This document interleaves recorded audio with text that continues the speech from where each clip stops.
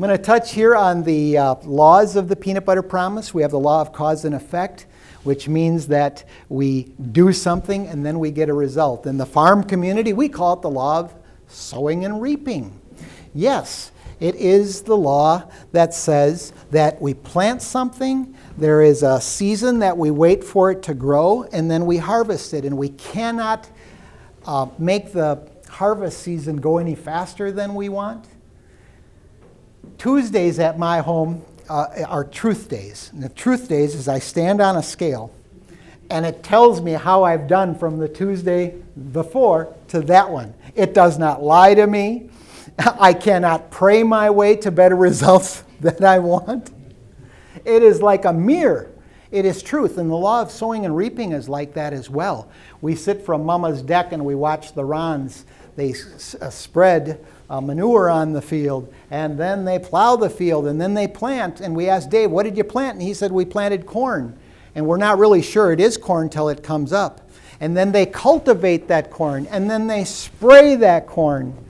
And just like the crabs in our life, we need to go through at times and spray for the weeds and get rid of the rocks and cultivate, because otherwise the weeds grow by default. The law of sowing and reaping. The next one is the law of accumulation, which means everything matters. We like to have a cup of coffee in the morning, and we used to have this little drip thing. And you come down and you turn the lights on and whatever, and there's this drip, drip, drip, and it doesn't seem like it's doing much, but 15 minutes later you have a pot of coffee, which means everything matters, which means eventually things will add up, both for the good and the bad. How do we accumulate a savings account? We do that by adding to the account. How do we become broke? By the law of accumulation and passing on out. So law of accumulation. Next one is the law of belief. It doesn't matter what we believe. I can tell you that I think that gravity pulls up. And you could say, oh, show us how that works, Steve. Here, you fall forward and we'll see how that works. And as I would be holding my once pristinely white handkerchief to my nose and I would have blood and broken teeth, I would know that the law of gravity pulls down. These are laws, they're non-negotiable things. So be careful, little ears and little eyes, what you're bringing in, because that's what you're going to believe, the law of belief. Next one is the law of expectation, which says so many of those dreams and visions you have, if they're realistic and they line up with your purpose, you can expect them to happen. But you got to go after them. You have to do it. As a young man, there I was. I wanted to be on the radio. I wanted to be a speaker. And 25,000 cans of beer later, that's the miracle, is these things still happened. So you can still get to where it is that you want to go. If while you have a pulse, you have a purpose. We can get to where we need to go. Expect good things to happen, but make sure your goals are realistic. What is the peanut butter promise? Well, one day I was sitting in the parking lot of one of my favorite coffee shops, and the rain was coming down, and I had this vision for the Coincidence or God Incidence television show, and all of a sudden it occurred to me that I couldn't do this alone. It occurred to me that I had just gotten a call from a television executive in Los Angeles, California, and they said, hey, we can help you move this thing along.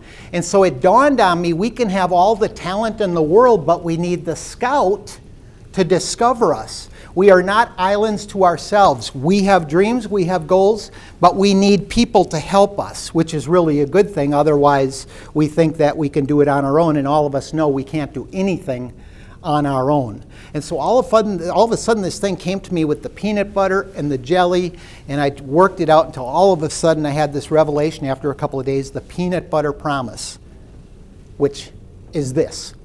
It is a hope and encouragement-filled, priorities-based, integrity-centered, life-enhancing philosophy that says we're born with every talent, ability, and gift, and the necessary desire to fulfill a God-given purpose. The important part is the God-given purpose. Just as peanut butter was destined to meet jelly, there are people called peanut butter promise partners that will come into your life to help you achieve your dream goals and fulfill your purpose.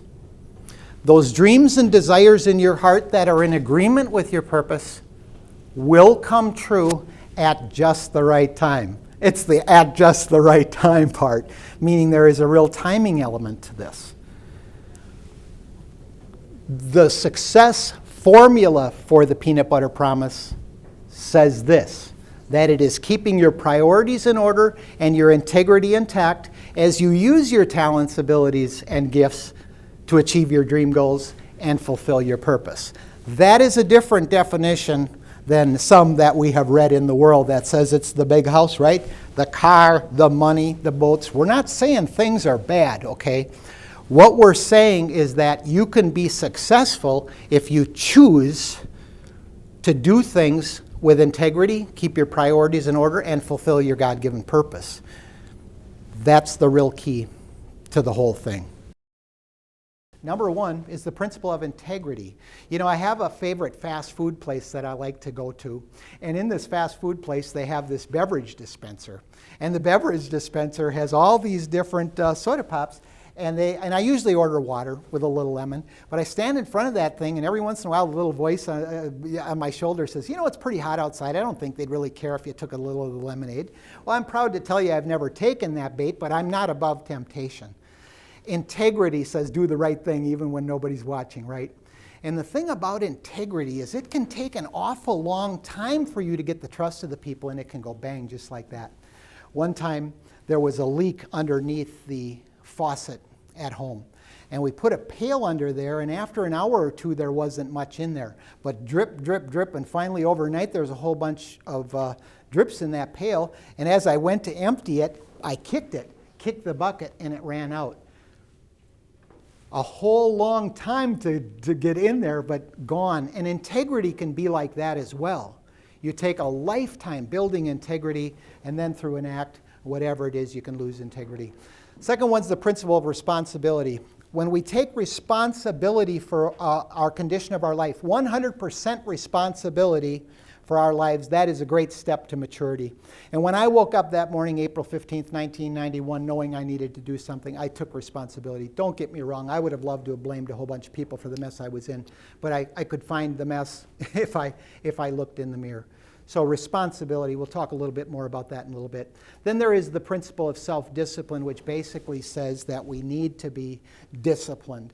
I'm just reading a book from S. Truett Cathy, the founder of Chick-fil-A, written in 1989, and he said, you know, it's easier to succeed than fail. And you're like, what are you talking about? Well, it's easier to do the things that work and stay on the right road and have some peace than to let things go, do them wrong, and then you have the cost of doing them again, the cost of the mistakes, and so you get the point. But I will tell you this, that if someone were to ask me, really, what do you think that it is, in my humble but deadly accurate opinion, that will help get people to where they're supposed to go, and the people who have truly achieved good things, I would say self-discipline. Self-discipline is a real key. You have to be able to do the hard things that nobody else wants to do. Because it's easy to be the one in the stream, the wide gate, right? It's easy to just kind of go. But it is difficult, and it takes courage to be able to do that, self-discipline.